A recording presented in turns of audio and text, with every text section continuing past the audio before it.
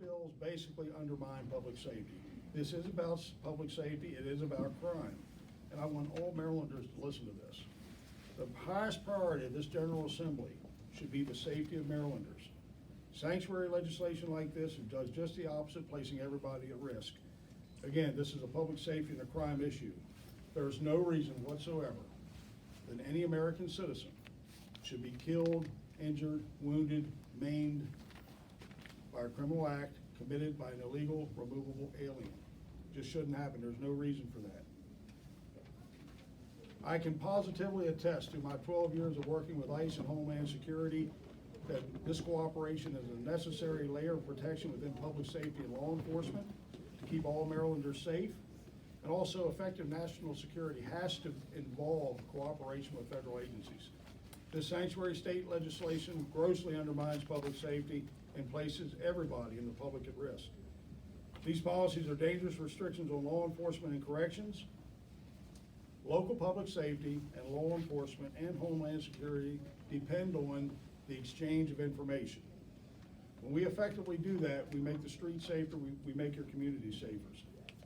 House bills like this absolutely do just the opposite. What they do, they allow criminal removable aliens shelter, they allow them to escape, and they are unlawful. These policies that are proposed today are unlawful. I do want to touch on, I'm going to testify today, I've submitted written testimony on House Bill 388, which would end the 287G partnership that we have in Harford County, in Frederick County, and in Cecil County currently with Immigrations and Customs Enforcement. And there's a couple misnomers about it. In fact, that it is called a law enforcement program. It is strictly a corrections-based program.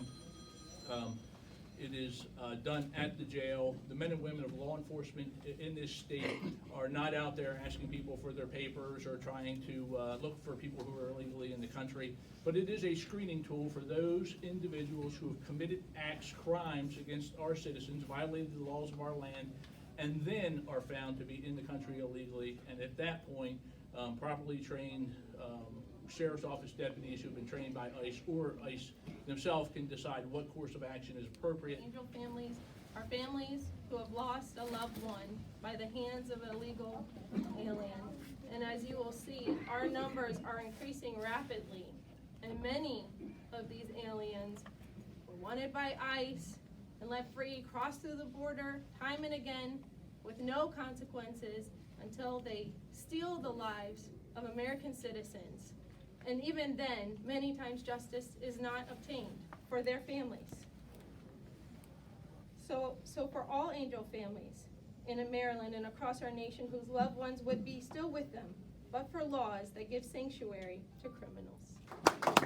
Good morning, my name is Jim Walden. I'm here today to give a voice to my son, Lance Corporal James Ray Walden III, United States Marine Corps. February 24th of this month will be 3 years since my son was taken. The man who took my son was an illegal. He'd been known to be illegal since the year 2012. This happened in 2017. He'd been in trouble with the law 5 times during that 5-year period, to include being convicted in a court of law of domestic violence, put on probation and an order of protection, and he was still allowed to stay. And the man's name is Martin Martinez Bellinez.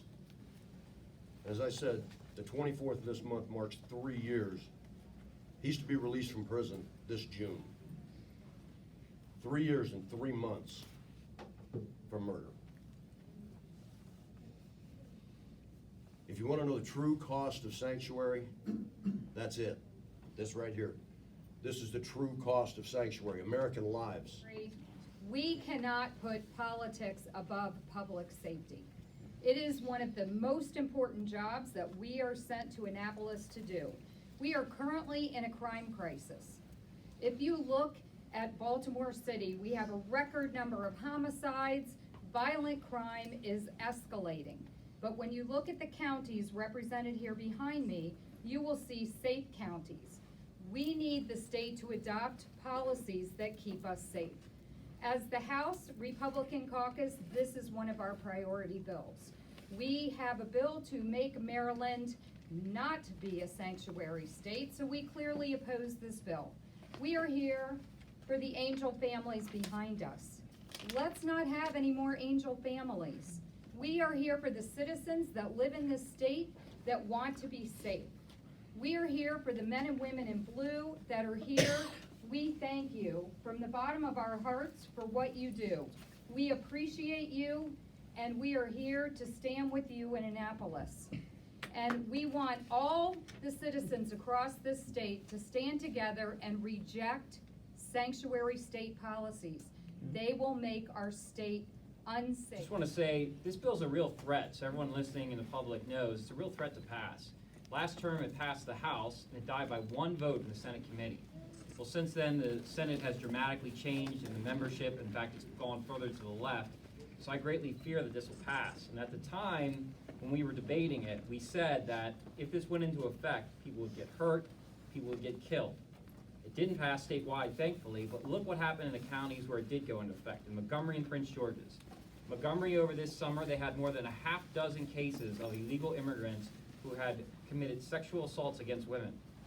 If you look at Prince George's County, this summer, Prince George's County released two individuals who ICE had issued a detainer for. That meant they should have gone into ICE custody, should never have been on the streets. Prince George's County, because they are a sanctuary, ignored that detainer. They released those two individuals. Those two individuals went back on the street. They began by a brutal robbery against an individual that was so brutal, a 14-year-old girl had to be witnessing, asked them to stop beating the person they were robbing. So they stopped, and then they figured out, hey, she could become a witness. Her name was Ariana Fuentes Diaz. They went the next day, they took her to a tunnel, made her strip naked, and beat her to death. It's a 14-year-old little girl. As a father, that really breaks my heart that happened. And the part that makes me mad about it is it should never have happened. Should never have happened. Those two should never have been on the street, and Prince George's County allowed them, ignored the law. They put politics in front of public safety. And now a little 14-year-old girl, Ariana Diaz, she's dead now because of that, and she was murdered in a brutal fashion. So we shouldn't have cases like that. You know, my sheriff's here from Frederick County, sheriff's here from Carroll County, I represent parts of it. Voters in our areas, they went to the polls and they decided that they wanted to have policies protect people. We should not have the wrong-headed, terrible policies from Prince George's and Montgomery County that are resulting in young people being murdered and rapes and homicide. We should not have those forced upon the whole state. The General Assembly needs to put public safety in front of politics.